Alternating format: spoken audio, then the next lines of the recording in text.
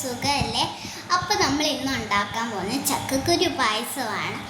അതിനായിട്ട് വേണ്ടത് ആദ്യം ചക്കക്കുരു കഴുകി വൃത്തിയാക്കിയിട്ട് അത് തോലൊക്കെ കളഞ്ഞെടുത്തിട്ട് വേവിക്കണം.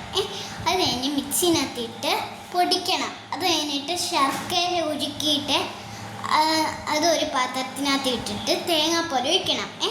അത് കഴിഞ്ഞിട്ട് നേരത്തെ ഉണ്ടാക്കി വെച്ച ആ ചക്കക്കുരു അരച്ച് വെച്ച ആ പൊടി നമ്മുടെ ശർക്കരയും തേങ്ങാപ്പാലിലോട്ടും ഒഴിക്കണം. അത് കഴിഞ്ഞിട്ട് വേണമെങ്കിൽ ലേശം ഉപ്പിടാം ടേസ്റ്റിന് വേണ്ടി.